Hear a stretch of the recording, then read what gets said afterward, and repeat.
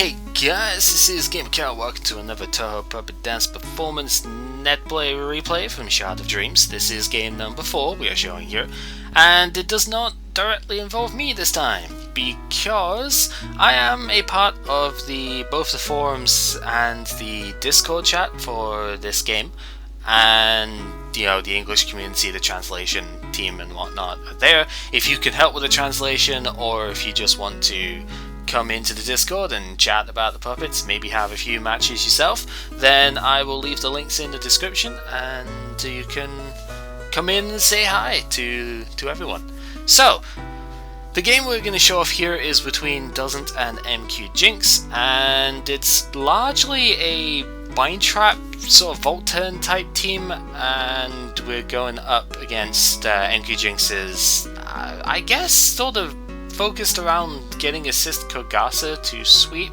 I'm not entirely sure if there's too much of a game plan beyond that. She is the only sort of setup sweeper as such, but there's a lot of switching around here as well.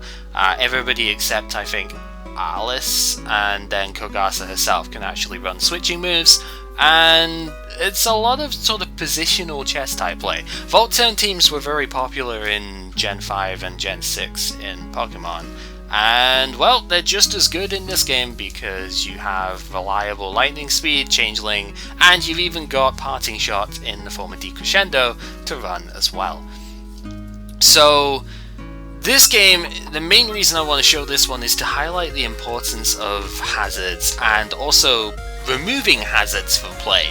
As we will not be seeing in this game, there is no smash spin to be had. Spoilers. So, I'm not entirely sure why Changeling instead of Lightning Cut was gone for here. I figure if you're going to go for an attack and not upbeat, then you would probably want to be using Lightning Cut to go for the Oko. If Black Choker is in play, well, at least you've got Parsi down to 1 health. I don't know. But anyway, Parsi gets a chance to set up Bind Trap and then Poison Trap as well as Stealth Trap comes in. So the typical sort of start you would see in Gen 4 especially, where hazards just go up for the first like 2 or 3 turns, and that's fine. So the Luna here has Exit Plan, which is a really interesting thing. So the Mima wasn't the intended switch target here, or at least probably wasn't the intended switch target. I imagine you would have wanted to switch in someone like Kikuri here to absorb the sound attack that may have been coming, but unfortunately that's not what got to happen. So instead we just get Mima, who has Pride and Lightning Speed. Even though it's not stab, it's still pretty freaking strong, so she gets a good hit off here. But one thing I sort of want to mention as Decrescendo comes out here is that Poison Trap is really interesting here. You can set 2 layers of it down, but because a poisoned enemy can become heavily poisoned if they get hit by another, move that causes poison, you don't actually have to set 2 layers down. You can just set 1 and it's fine. Unlike in Pokemon, where if you only set 1 Toxic Spikes layer down, then it just doesn't really get to do anything. Like, regular poison is the worst status condition in the game, right? You'd rather be regular poison than just about everything else. So, yeah, it's kind of interesting to see that it's completely different in this game, even though it's exactly the same idea. Also interesting to see that this Parsi did not have Unwavering Heart.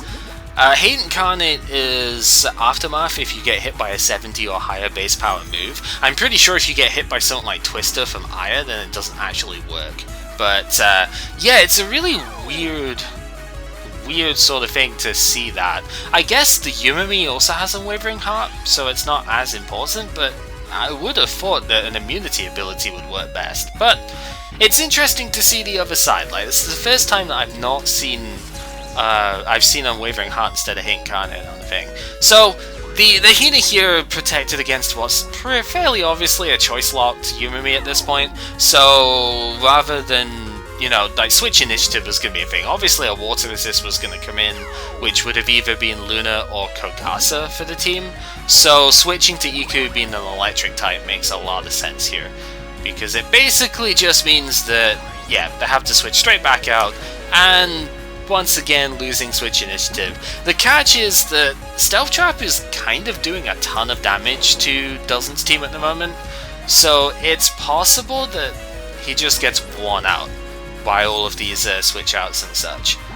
Now, the other nice thing with Bind Trap is it affects wind types just as, you know, instead of non-affecting flying types like Sticky Web would, but it doesn't affect dark types, and Ellis is 130 base speed, so it's a little bit of a shame she didn't go for Twilight Infection and just get the kill here. Probably expected Changeling to still kill, but Show's gotten a bit of a defensive buff, if I remember rightly, from the base game, and she also has Imposing Stance, which is Magic Guard, so even though Luminous Flux is a double-edged type move, it didn't actually kill her here because of that. And it's interesting to see, like, if Twilight Infection had been gone for there instead of the Changeling, Show would have died, assuming it hit, and yeah, it would have been a much sort of different game there because Luna wouldn't have had to be sacrificed. Show also has Overraise, so priority as a thing. That's kind of cool. Ellis unfortunately does survive it, but that's mostly just because it's only 40 base power, and she didn't survive it by a whole lot. But you can see between her and Kogase here, they have both been now heavily poisoned by switching into Poison Trap twice. So yeah, you only really need to get one layer of it down, and that's pretty cool for, you know, basically just means you have to take one less turn setting the trap down, which is cool. So I imagine Power Kikuri is not used very often. She actually got a typing change from the base game. She was pure Illusion in the base game, she is now Illusion Electric. And the lightning speed being 4 times super effective, even with the +1 spread defense on Fairy Dance, that's gonna do nothing to save you there. So Kikuri kind of just wipes Kogase out there, and I think that's pretty much where the game ends.